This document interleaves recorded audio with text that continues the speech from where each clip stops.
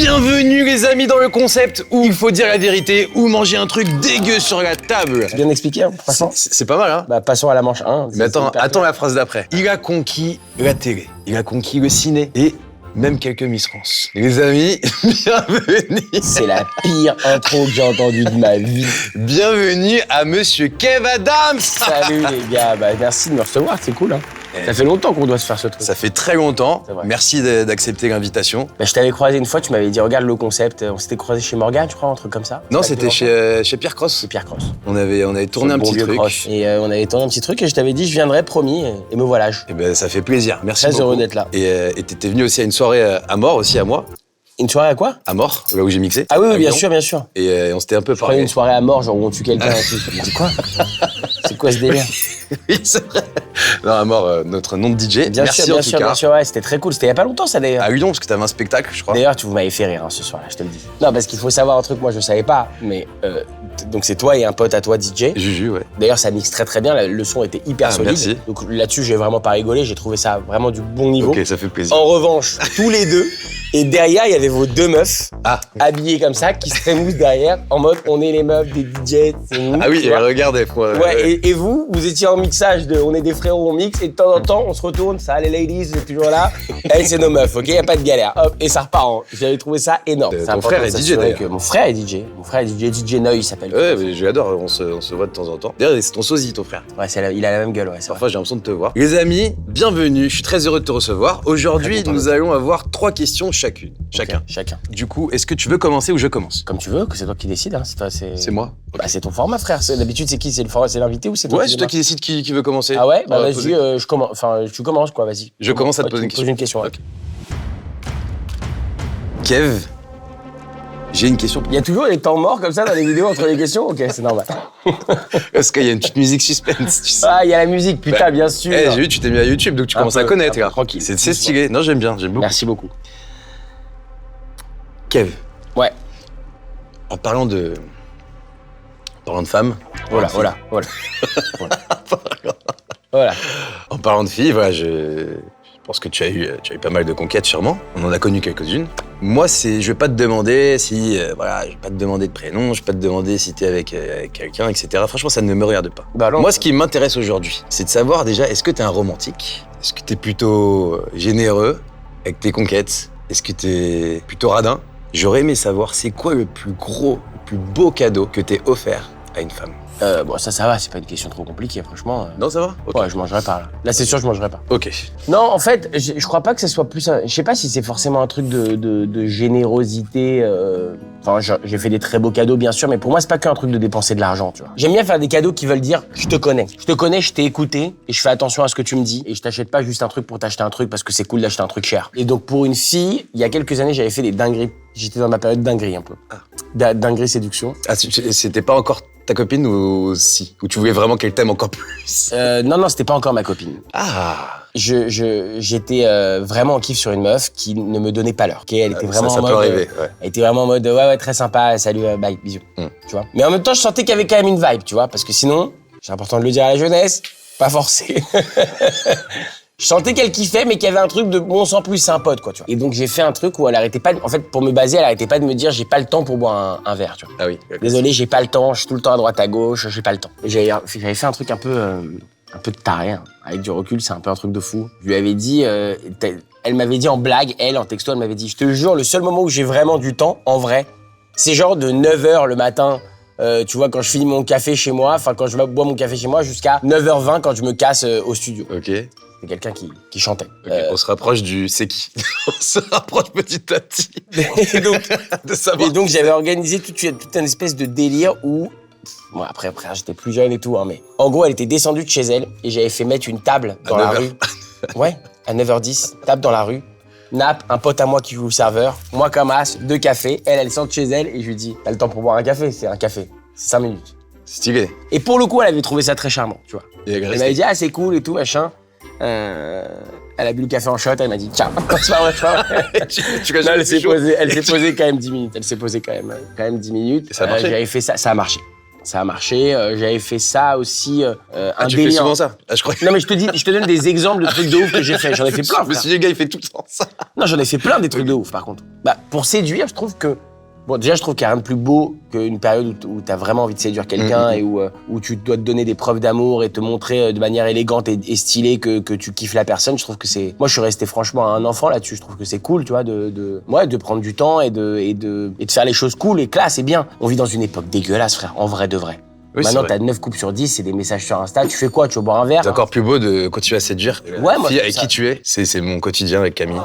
Mais non, mais toi, c'est ça ta force. Non, mais c'est vrai. C'est que toi, tu continues de séduire Camille T'as chaque vu, jour. quand je joue, Et t'as vu d'autres en même temps. C'est un truc de fou, frère, ce que t'arrives à faire. Je donne de l'amour. T'es trop plein Mais d'amour. t'allais dire un autre truc. Non, j'allais dire, j'ai fait aussi un truc, ça pour le coup, c'était ma relation la plus connue pour le coup, c'était avec Iris, et au tout début, je m'en rappelle, elle m'avait dit je kiffe les peluches, tu vois. Je kiffe les peluches, c'est un truc d'enfant, mais j'adore ça depuis toute petite, je trouve ça trop cool et tout. Donc je lui avais donné une petite peluche, mais genre une peluche que j'avais chopée sur un tournage, un truc tout petit, genre en porte-clés, tu vois. Et elle m'avait envoyé une photo, genre en mode regarde, à l'hôtel, ils m'ont offert un nounours plus grand que le tien, genre en mignon, tu vois. Il lui avait offert un petit nounours Peninsula très stylé, habillé en groom. Et donc elle m'avait envoyé la photo, genre en mode même l'hôtel ils font mieux que toi, tu vois. Ah oui, alors là, Écoute-moi bien, j'étais en tournage, je suis sorti de tournage, je me rappellerai toute ma vie, je suis sorti de tournage. Je me suis retrouvé dans un magasin de jouets. Le mec il m'a pris pour un taré. Le mec il m'a vu, je lui ai dit en fait c'est bien simple, vous avez un nounours qui fait la taille d'un humain? Ils m'ont dit bah non monsieur, vous êtes complètement fou, on a des nounours comme ça. Je dis vous savez où je peux trouver un nounours? Il y a un mec, je te jure on aurait dit une scène de film, il y a un mec qui est arrivé de derrière les, tu sais de la réserve quoi. Et il a dit j'ai peut-être quelque chose pour vous, tu vois. Jumanji le délire, tu vois. Je dis vas-y je vous suis et tout. Et il m'amène et il y avait un nounours frère. Il faisait, je sais pas, il devait faire 2 mètres. Okay. 2 mètres de haut, un truc énorme. Et j'ai acheté ça et je lui ai fait le livrer à son hôtel en mode bonne chance au Peninsula pour qu'il fasse livrer un plus gros nounours que ça, quoi, tu vois. C'est beau. Voilà. Des petites conneries comme ça, tu vois. Avant que vous soyez ensemble, ça? C'était avant qu'on soit ensemble, bien sûr. Et ça a marché? Bah oui, ça. C'est grâce à ça que ça a marché. C'est pas grâce à ça, mais en tout cas, ça participe, tu vois. Je pense que les gens, dans cette époque où tout va très vite et où la séduction est devenue une espèce de clic à 2 balles, je pense que quand tu prends du temps et que tu fais des attentions qui touchent les gens, ouais, c'est important. Et bah t'es un romantique et franchement ça fait plaisir de le savoir. Bah écoute, non, je crois pas que c'est un truc. Mais moi je prends autant de plaisir en fait, préparer un cadeau cool pour quelqu'un est aussi kiffant que de recevoir un cadeau cool, tu vois. Mais d'ailleurs c'est bientôt ton anniversaire. C'est bientôt mon anniversaire. Si je vais faire un cadeau cool à Kev. Vous pouvez me faire des cadeaux qui ne vous coûtent rien. Et ramener une petite table devant chez Kev et quand il sort, avec plaisir, proposer un petit café. Je kifferais. Eh bien, c'est à toi. Je commence avec la plus. Je commence avec celle dont je me rappelle.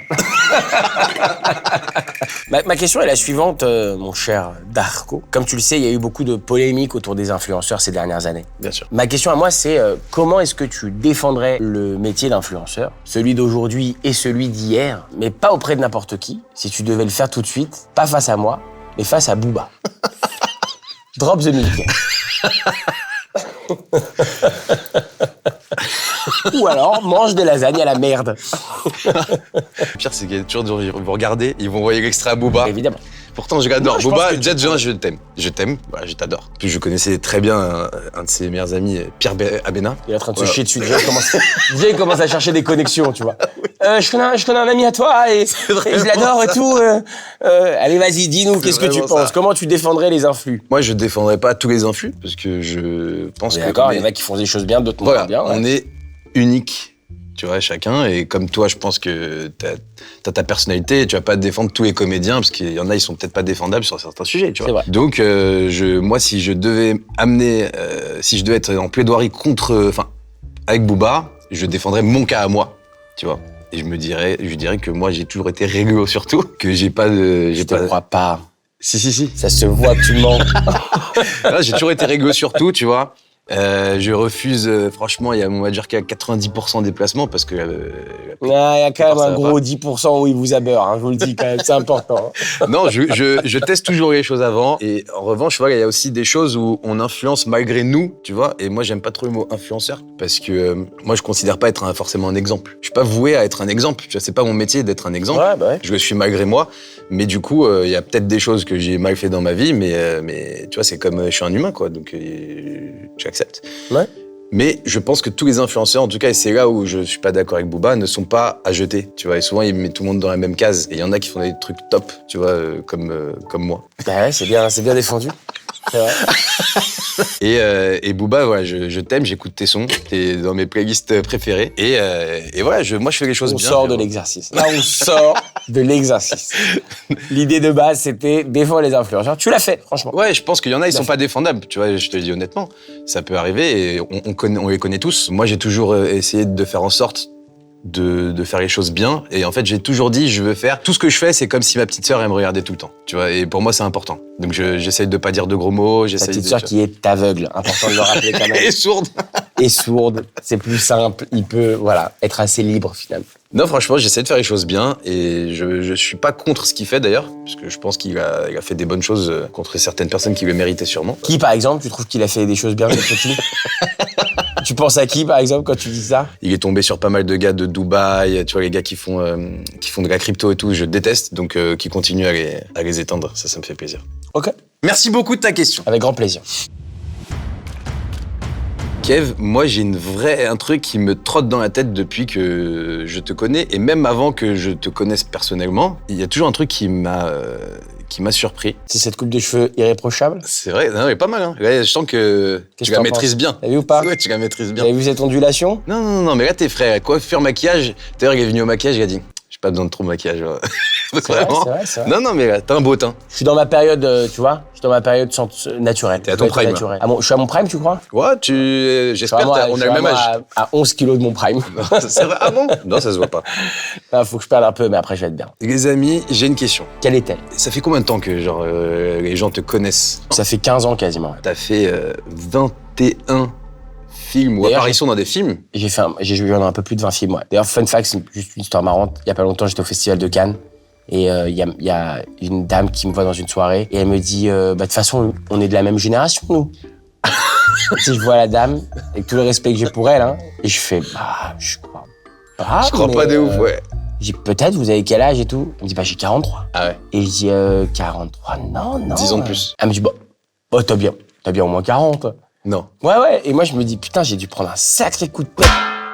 C'est là que je me suis dit que j'étais pas à mon prime déjà. Et en fait, elle m'a dit, et elle a raison, elle m'a dit, c'est pas ça, c'est que on te voit en fait un peu partout depuis tellement longtemps que moi, dans ma tête, tu vois, j'avais l'impression que ouais, t'avais au moins 40 piges, quoi, tu vois. On t'a connu au début, t'avais 20 ans et maintenant, ça fait bien 15-20 ans qu'on te voit partout. Ouais, c'est vrai. Donc en fait, sa logique était pas complètement. T'as commencé très jeune. Très jeune. Et du coup, comme on l'a dit, t'as tourné dans plus de 20 films, j'ai vu 21. C'est vrai. 29,8. C'est le chiffre que j'ai. Millions d'entrées dans tous tes films. Au cinéma, ouais, c'est vrai. Au cinéma, t'as fait des spectacles dans toute la France. Je sais pas le nombre de téléspectateurs, j'ai pas trouvé.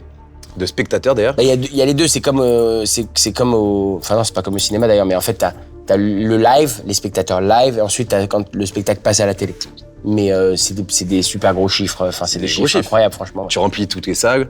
On a vendu presque 2 millions de billets en tout, 6 spectacles en tout, enfin tout confondu. On va dire que quand tu fais un gros spectacle, les grosses tournées qui cartonnent vraiment fort, ça fait entre 300 et 400 000, 300 et 500 000 on va dire. Je me demandais, c'est pas la question, mais juste comme ça, entre toi et moi, on fait plus d'argent quand on est humoriste à succès ou acteur à succès? Ça, franchement, ça dépend. Tu peux gagner aussi bien ta vie l'un et l'autre. Ouais. Ah ouais? Ça dépend. Je vais te dire, c'est très compliqué de gagner de l'argent si tu fais des gros spectacles. J'entends par gros spectacle ce que moi j'adore faire, c'est-à-dire de la musique, du son, des effets spéciaux, de la magie. Moi, j'aime bien faire des spectacles où ça part un peu dans tous les sens et où si t'es un gosse, tu peux avoir les yeux qui brillent vraiment, tu vois. J'ai été suffisamment chanceux jusqu'à présent pour que les spectacles à chaque fois gagnent de l'argent et que les films, pour la plupart, gagnent de l'argent. Donc c'est une chance énorme en fait déjà. Félicitations. Merci beaucoup. Mais c'est pas ma question, mais merci d'avoir répondu. C'est pas que le fruit de mon travail, c'est le travail évidemment un taf d'équipe de ouf. Bien sûr. Tu as fait quasiment 30 millions d'entrées sur tous tes films, t'as réuni je sais pas combien de spectateurs dans des salles pour tes... Je viens de te le dire, 2 millions, mais c'est dingue, ils n'écoutent rien.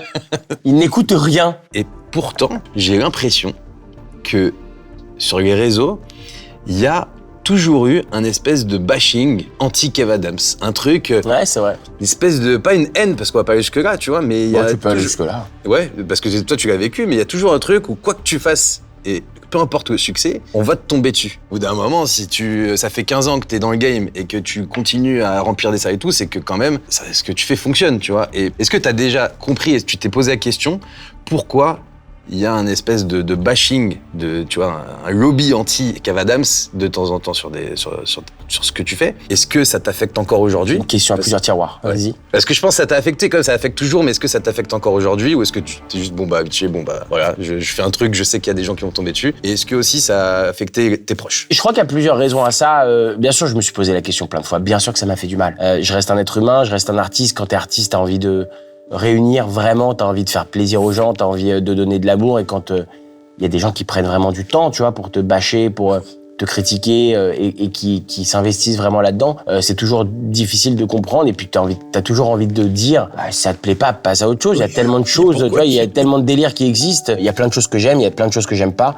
J'ai jamais pris le temps d'écrire à quelqu'un je ne t'aime pas ou je n'aime pas ce que tu fais. Et franchement, c'est une version très polie de ce que je reçois. Je n'aime pas ce que tu fais, tu vois. Je pense, ça s'explique il y a plusieurs choses qui s'expliquent quand même. Parce que je pense que certainement, il y a eu des moments de ma carrière qui ont fait que. En France, par exemple, on aime bien avoir l'impression de choisir nous, les artistes, et de pas se sentir qui sont imposés. Moi, je suis arrivé à une époque où c'était l'arrivée des réseaux sociaux en France. Vraiment, 2013, 2014, 2015, c'est l'arrivée des gros réseaux comme Instagram en France. Et moi, je suis devenu célèbre dans ces moments-là. Et donc, je fais partie de cette première génération d'artistes, contrairement par exemple aux youtubeurs où à l'époque, ils n'étaient que sur les réseaux et sur YouTube. Moi, je fais partie de cette première génération d'artistes où j'ai profité de deux réseaux. Un qui est historiquement connu, qui est la télé. Tu vois, j'étais beaucoup à la télé. Et un autre qui était tout nouveau, qui était les réseaux sociaux. Et donc, il y avait cet effet pour les gens quand je suis arrivé de « Putain, mais ce mec, on le voit partout, en fait. Oui, t'allumes les réseaux, on le voit. T'allumes la télé, on le voit.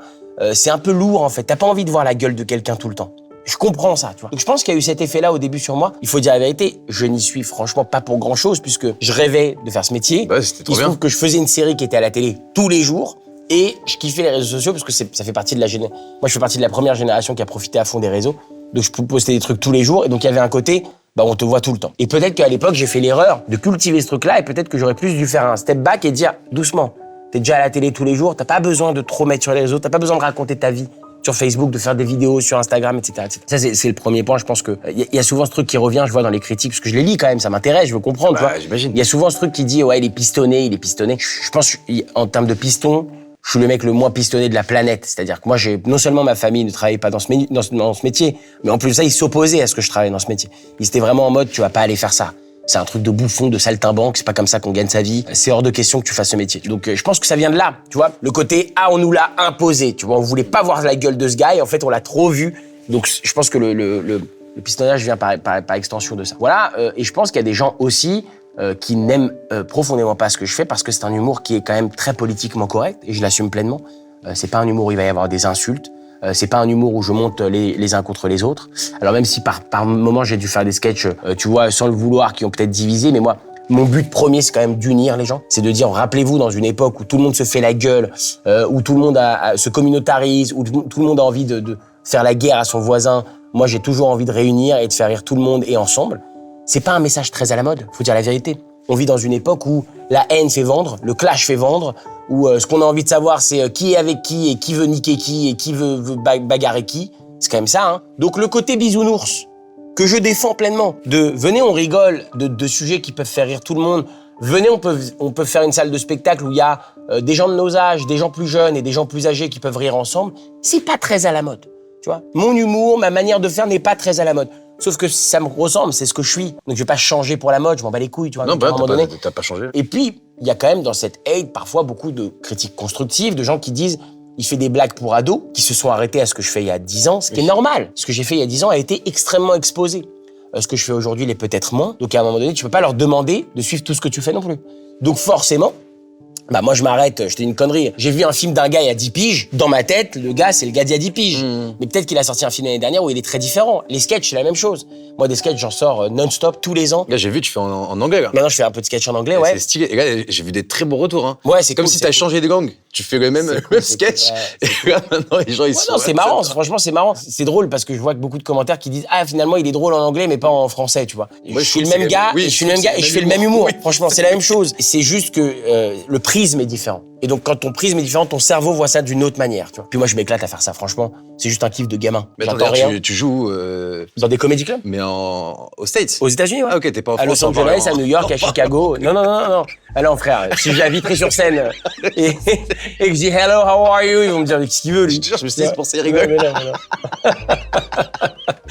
Ouais, ça aurait été très marrant. Tu Non, mais rigoles c'est- pour ça. Frère. Ils sont tous morts de rire. Donc, on comprend rien, c'est génial. Non, voilà. Et je pense qu'il y a aussi, des modes. Et les gens suivent les modes. Il se trouve que c'est souvent la mode de dire Kev Adams, ça pue la merde.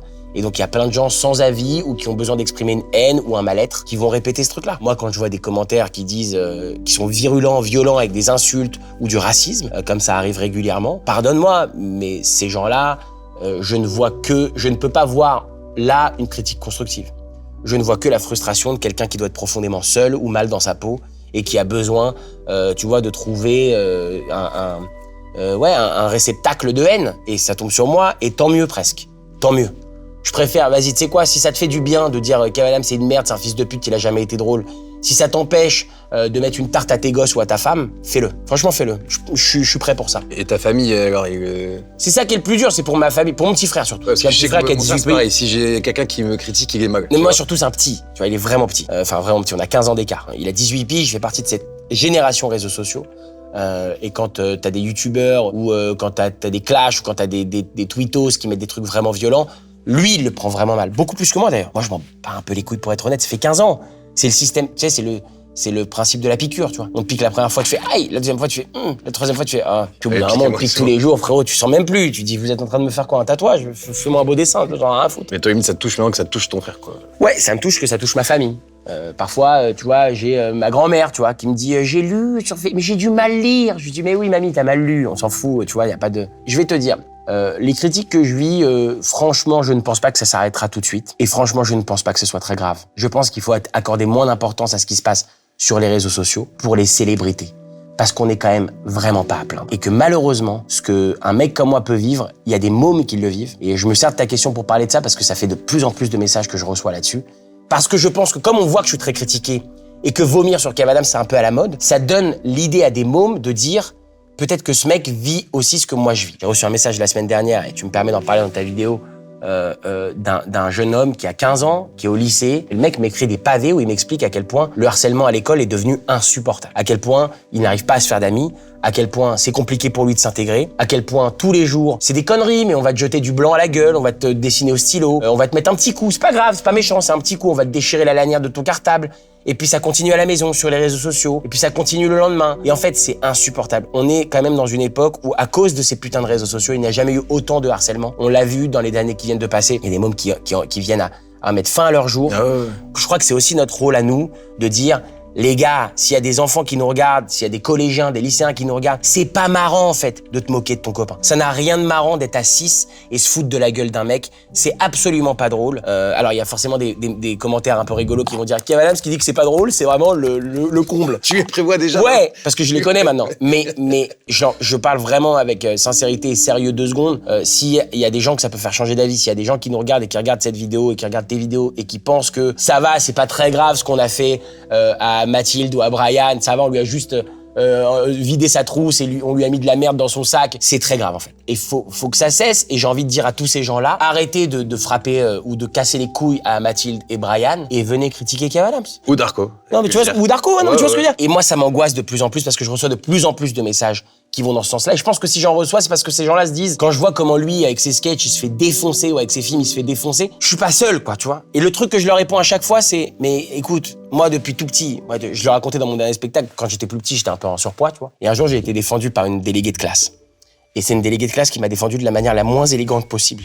Elle avait un appareil dentaire, je le dis dans mon dernier spectacle, et elle arrivait. J'étais devant l'école, je me faisais bousculer, un peu insulter par les gars. Elle a dit, vous arrêtez maintenant. Vous arrêtez. Vous croyez qu'il ne sait pas que c'est un gros porc?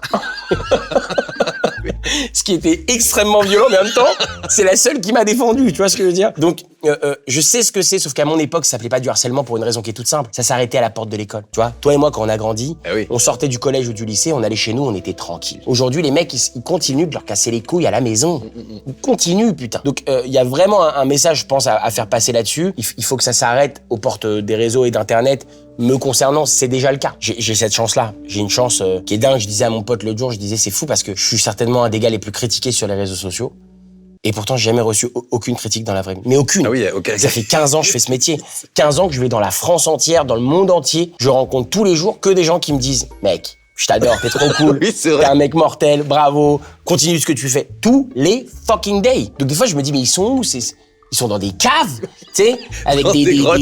c'est ça, tu sais, avec des lampes, tu sais, comme les poissons qui vivent sous les, tu sais, comme ça. Tu n'es qu'une merde et tu n'es pas drôle. Dans les abysses. Donc voilà, je pense qu'il faut relativiser. Le message derrière tout ça, c'est si on peut se servir de cette haine d'Internet pour faire passer un vrai message sur le harcèlement, c'est important. Il y a quelques années, Twitter et tous les réseaux sociaux s'accordaient pour dire que Jul, ce qu'il faisait, c'était pas de la musique, et c'était un des mecs aussi les plus critiqués. Aujourd'hui, le mec remplit 3 stades. Ce qu'il faut, c'est pas se laisser atteindre et continuer de proposer. Et ben, je te souhaite un Stade de France comme Jules. Oh, je crois pas, faut pas la pousser non plus, tu vois. Si, Pas la pousser non plus. Non, mais c'est vrai, mais je D'ici pense que les quelques époques font évoluer les choses naturellement. Je pense que, tu vois, la même chanson à une époque n'a pas le même impact à une autre époque et ainsi de suite. Un sketch, c'est la même chose. Soda, c'est devenu... Soda, très bon exemple. Soda, à l'époque. mythique maintenant. Non, mais attends, à l'époque, les gens ont oublié, quoi. À l'époque, Soda, c'était la série la plus critiquée sur les réseaux sociaux. C'était une horreur. On se faisait vomir à la gueule. Genre, c'est quoi? C'est ça, cette image des ados à la con?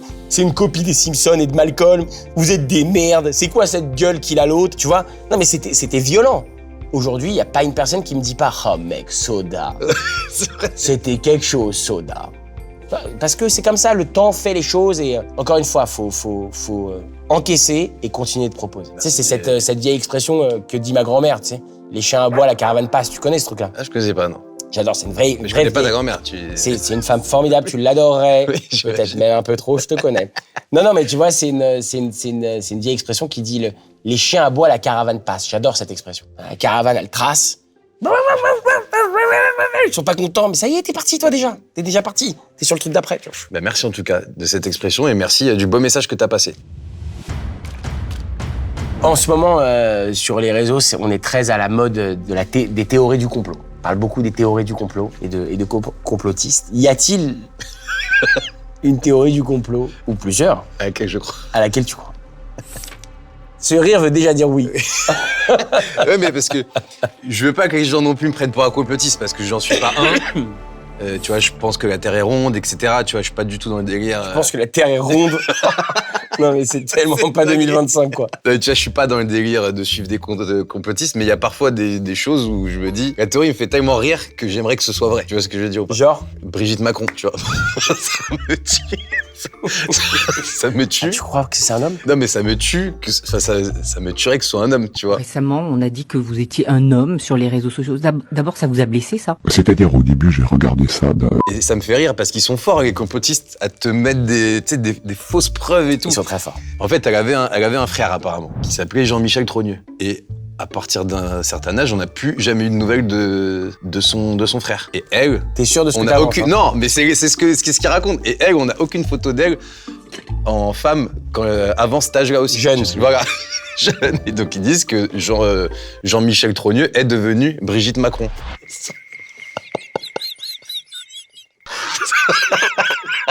Bon délire. Mais cette théorie me termine, tu vois. Écoute, je vais te dire, si c'est vrai, on vit dans un vrai pays de tarés. Oui, de pays de fous. Donc, je suis sûr qu'il y a des secrets d'État, évidemment. Je suis sûr qu'il y a des trucs qu'on sait pas. Je suis sûr qu'il y a des théories qui sont vraies. Oui, par exemple, récemment, il y a un truc que j'y ai cru, je te jure, il y a eu un avion, il y a genre un an et demi, qui a eu un crash, genre inexpliqué, et dedans, il y avait genre 15 ou 20 scientifiques qui bossaient sur le cancer, tu vois. Et genre, il y a une théorie qui dit que les gars, ils se fait shooter parce qu'ils allaient trouver la cure pour le cancer, tu vois. Donc ça, c'est des petits trucs où je me dis...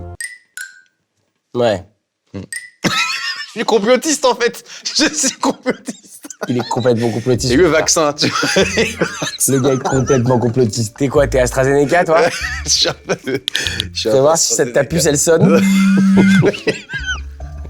Voilà, c'est pas mal les théories. Écoute, c'est pas mal. Bon bah c'est à moi, hein. Merci. Ah ouais, putain, on n'aura rien mangé. On pourra mettre ça entre parenthèses dans le titre de la vidéo. Non, si, parce que ça a changé justement récemment. Oula. Si je réponds par exemple, c'est toi qui manges. Donc en fait, il y a forcément quelqu'un qui va manger. D'accord. Pareil, ta dernière question.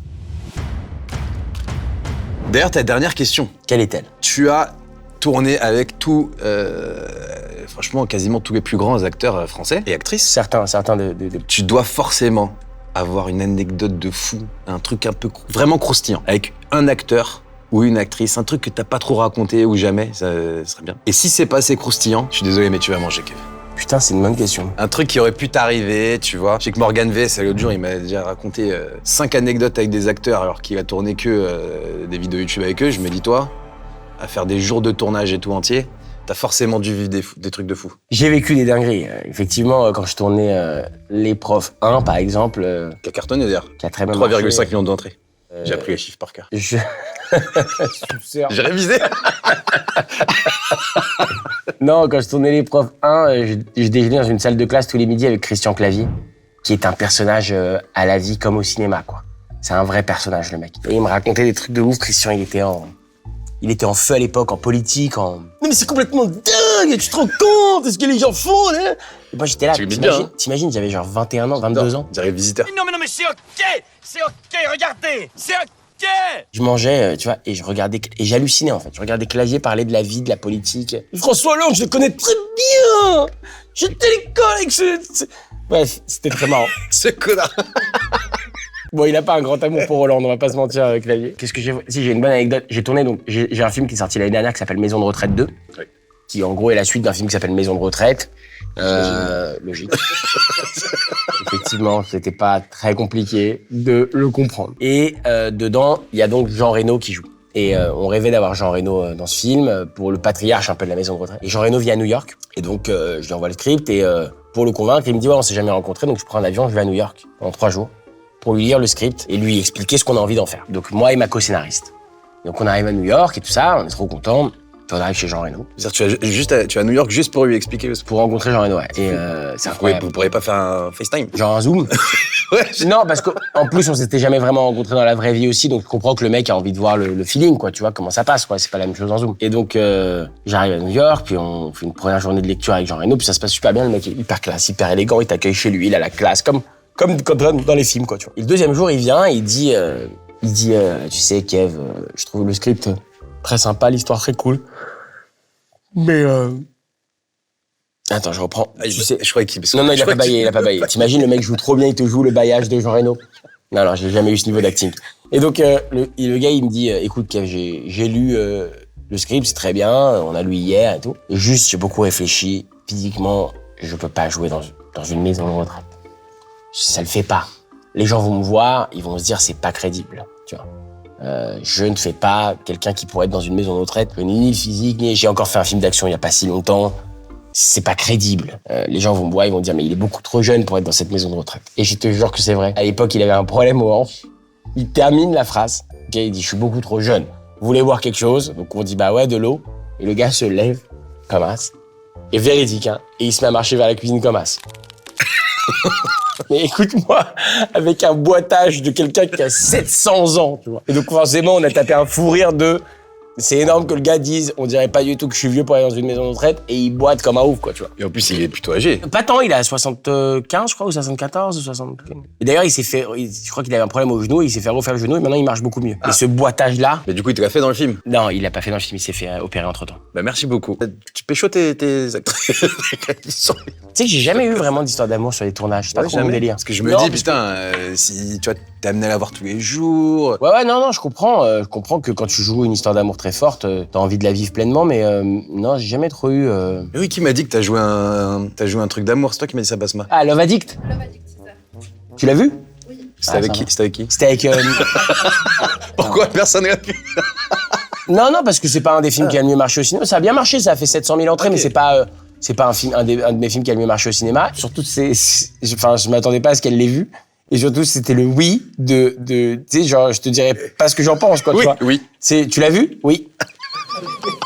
Allez, on va enchaîner l'interview. Non, peut-être faut que tu manges, non, un truc Oui, ou...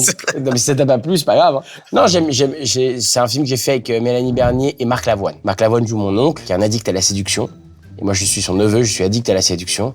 Et Mélanie Bernier joue une coach de vie qui, justement, est là pour freiner les addictions. Et elle vient m'aider à freiner cette addiction à la séduction. Et évidemment, je vais tomber amoureux d'elle. Une très jolie petite comédie française, à la cool, fraîche. J'essaie de la convaincre, t'as vu? Franchement, c'est grave, mais elle a déjà vu, t'inquiète. non, mais tu vois, c'est un petit film très mignon, mais non, ça a rien à voir. Non, par contre, j'ai fait un film avec Vincent Elbaz qui s'appelle Tout là-haut, pour le coup, qui a pas marché au cinéma, qui a fait 300 et quelques mille entrées. Film de Serge Hazanavicius. On a tourné ça dans le nord de l'Inde. L'histoire du film est un snowboarder qui veut rider l'Everest, ok? On est 10 ans avant Inoxtag. Pareil, visionnaire. On dirait genre 700 ans avant Jésus-Christ. On est 10 ans avant Inoxtag, ok? Et donc on est en truc et on tourne, on est à 6 000 mètres d'altitude. Et ça t'a tué Inoxtag. Et donc on va dans un hôtel. Dans cet hôtel, il y a un petit déj. Donc t'es à 6 000 mètres d'altitude dans le nord de l'Inde, à Leh. Il faut comprendre le délire. On tourne là-bas les scènes qu'on devrait tourner à l'Everest, puisque c'est aussi haut quasiment. Enfin, on est à 6 000, 6 500. Oui, quand même. Mais on n'a pas l'autorisation, évidemment, côté chinois pour aller à l'Everest. Donc, on tourne en Inde. Et on a ce qu'on appelle une période d'acclimatation. On s'acclimate, tu vois. Pour la pression. Voilà, le temps de s'habituer à l'altitude. Il y a 3-4 jours où on tourne pas le film. Donc, avec Vincent, on déambule dans l'hôtel. Il nous dit marchez doucement, pas trop d'efforts. Et je pense que c'est ma meilleure anecdote possible avec un acteur dans un film. On arrive au buffet petit-déj. Et il y a plein de trucs à manger et il y a du milkshake. Il y a une espèce de grand bro comme ça avec du milkshake à la fraise. Toute l'équipe du tournage est là, tout le monde mange, tout le monde boit, tout. Et puis moi, je prends le milkshake, je me sers un verre, puis j'arrive à la table et il y a moi, Vincent et moi. Et Vincent il me dit putain c'est quoi ça et tout.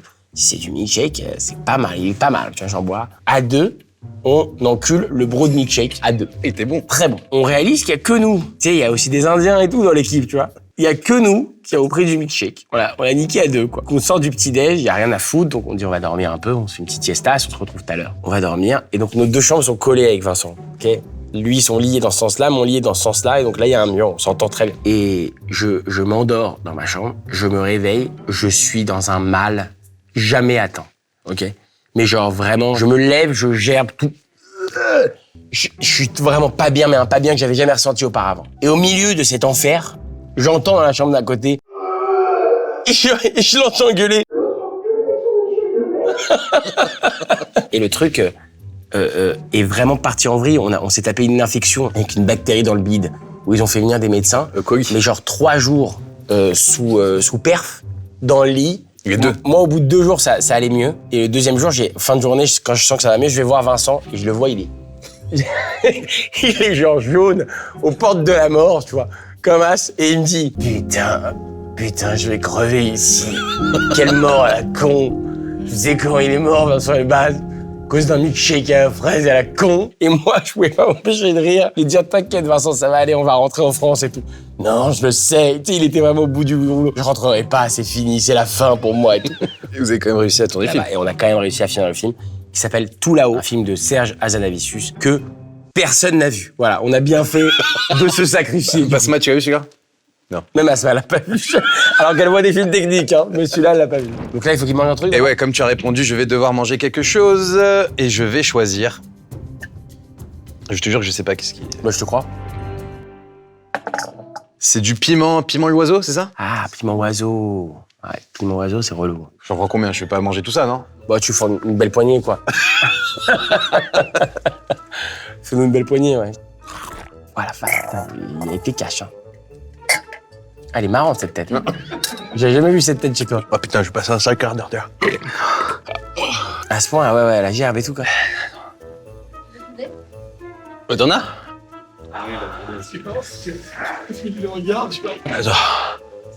Il est pas bien du tout, le fracture. Bien, on va clôturer cette vidéo. J'espère que vous avez passé un excellent moment. Nous, en tout cas, on a pris beaucoup de plaisir. Des gros bisous et à bientôt dans On mange du piment oiseau. Merci. Tu veux? Ouais, je veux tout. Ok. Bon, le point positif. Ah, c'est quoi ce gars? Oula, faut pas manger ces yaourts. Faut pas du tout manger ces yaourts. Ne le mange pas. Non. 13 mai, vraiment que je suis comme Vincent Elbaz. Kev, c'est ta dernière question. C'est ma dernière question. Ah, t'es pas bien, cousin. Ça va, allez. En même temps, pourquoi t'en as pas juste mangé un? C'est toi qui m'as dit ça. Bravo, t'as été bon. Dernière question, Darko, es-tu prêt? Oui. Ma dernière question est la suivante. Comme tu le sais, on est dans une époque où il y a beaucoup de cancel culture, il y a beaucoup de gens qui ont été mis à l'écart. pour souvent des raisons valables. Ma question est, y a-t-il quelqu'un qui a été victime de cette cancel culture, qui a été sujet en tout cas, parce que victime c'est pas le bon terme, qui a été sujet à cette cancel culture, que tu continues d'admirer? Moi je te parle de quelqu'un qui aurait fait une vraie dinguerie que tu continues d'admirer. Cyril Hanouna.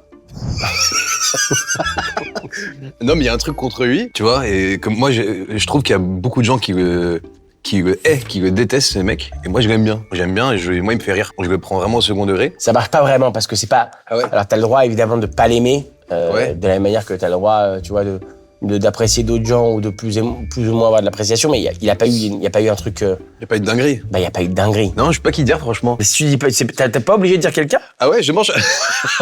Écoute, Nekfeu, il a été un peu cancel récemment. Ça m'a un peu touché parce que moi, c'était un de mes rappeurs préférés. Ok. Franchement, j'ai pas envie de rentrer dans le débat si c'était juste ou pas, mais il y a quand même eu cancel puis anti-cancel, tu vois. Parce que je crois que son ex a été condamné du coup, et pas lui. Bah, pour tu pas sur ce dossier, je connais rien. Elle a été condamnée et pas lui.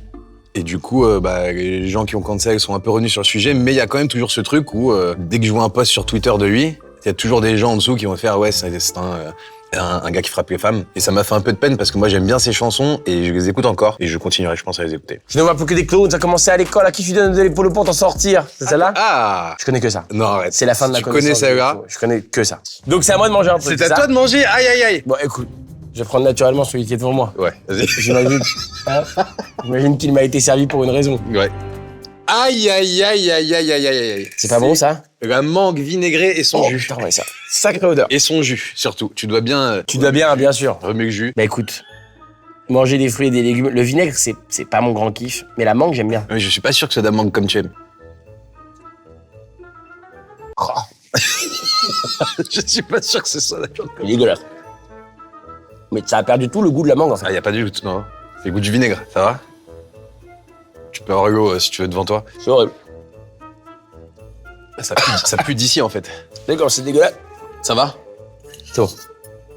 Aïe, aïe, aïe, attends. Une fois que c'est passé, c'est passé. Ah, énorme.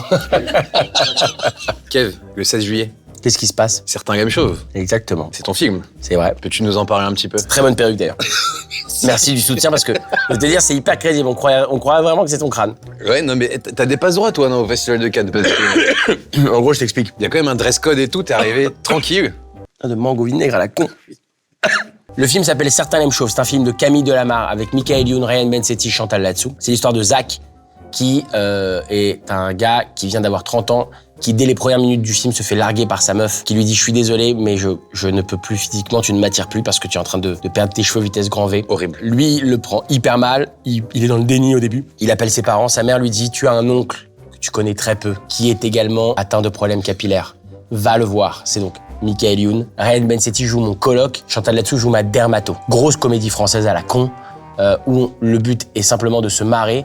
Mais pas que, c'est aussi de parler d'un sujet qui malheureusement touche de plus en plus d'hommes, un sujet qui donne beaucoup de complexes à beaucoup d'hommes. Moi-même dans mon entourage, j'ai des gens qui perdent leurs cheveux et pour qui c'est vraiment pas facile. C'est terrible, à partir de film- 30 ans, c'est...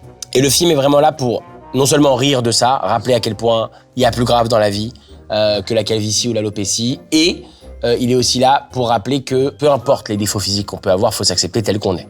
Donc, comédie française assez classique, mais avec des scènes à chialer de rire. Ça s'appelle donc Certains l'aiment chauve, ça sort le 16 juillet, pardon. Et donc, pour en faire la promo, en gros, on s'était dit avec Michael, aujourd'hui, on n'écoute plus trop. Tu peux être même n'importe qui, même un acteur que t'aimes bien, il va à la télé, il dit « Allez voir mon film, mercredi, ça va être génial ». Plus personne n'écoute trop ça, tu vois.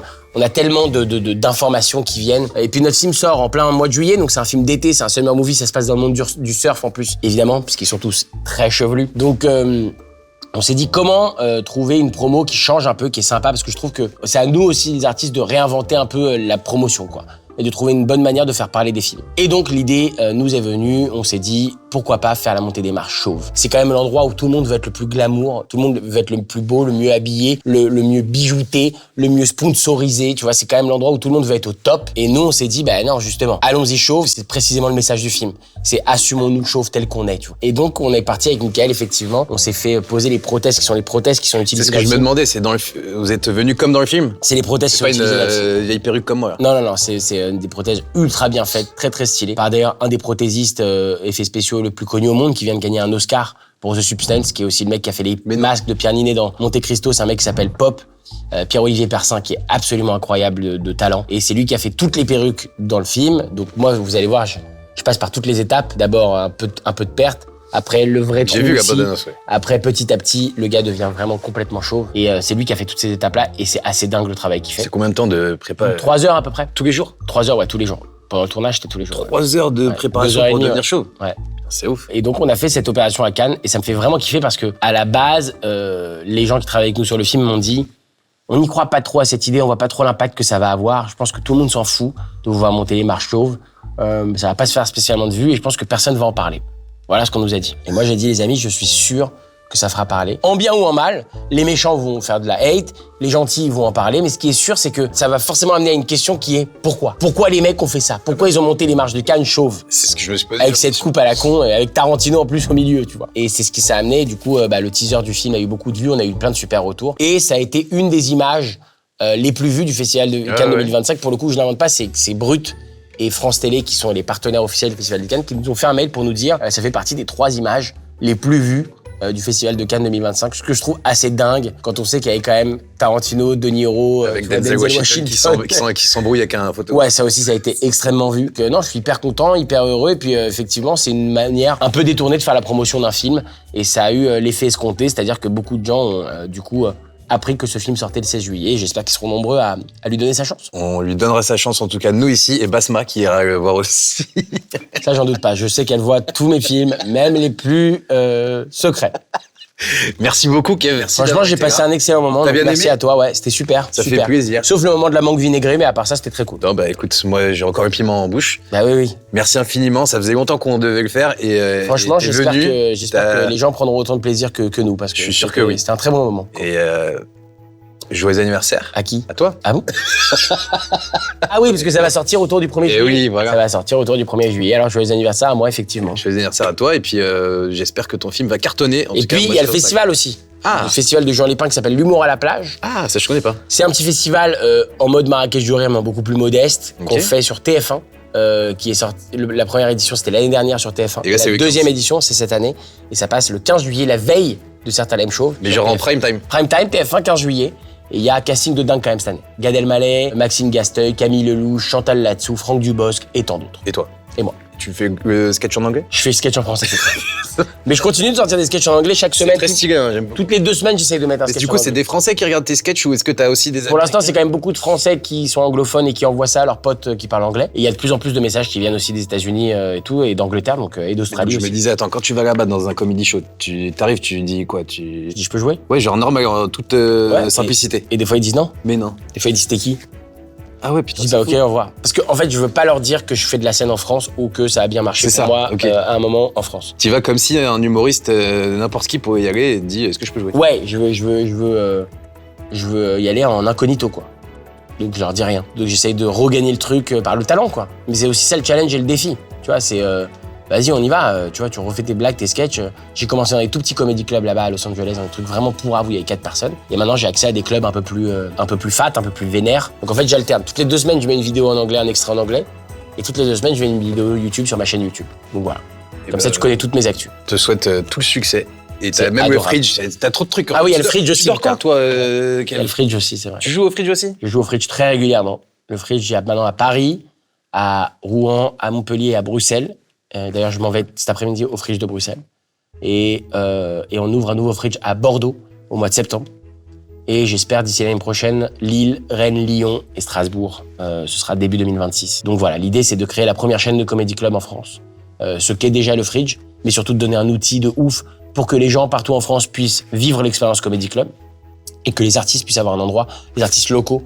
Tu sais, c'est hyper frustrant pour plein de gens qui rêvent de faire du stand-up ou du sketch ou de l'expression scénique, de se dire si j'ai envie de faire ce métier, il va falloir que je monte à Paris. Monter à Paris, pour beaucoup de gens, ça coûte très très cher. T'es seul, t'as pas de repères, t'as pas de potes. Donc pouvoir le faire dans ta ville, c'est quand même toujours plus cool. Et donc c'est ce qu'on essaie de créer avec le Fridge, c'est une espèce de réseau de comedy club qui peut permettre à des gens de jouer partout, de s'exprimer partout et de se faire connaître surtout partout. Eh ben, on te souhaite tout le succès possible avec le fridge et de l'ouvrir dans plein de villes, Bah, c'est très gentil. dans Merci autant de infiniment. villes que des pépés chicken. Les amis, Exactement. ça- Ouais, c'est vrai, il y en a plein, il y en a partout dans C'est les pareil. chicken, pas grave. on vous fait plein de gros bisous. N'hésitez pas à suivre Kev partout. De toute façon, il est déjà partout, les amis. On l'aime. Et Brian et Mathilde aussi. Mais grave. Merci à toi. Merci beaucoup. Et vive la vie. Vive la vie. A lot of American friends from here, from LA, they told me you should go to Vegas. You never been to Vegas? I was like, no. They told me you should go to Vegas. It's right there. You should go to Vegas. It's right there. It's right there. Take your car and go to Vegas. It's right there. So I looked on internet. It's a 5-hour drive to go to Vegas. 5 hours, guys. And you say it's right there? In my country, in France, you drive 5 hours. You're in Turkey.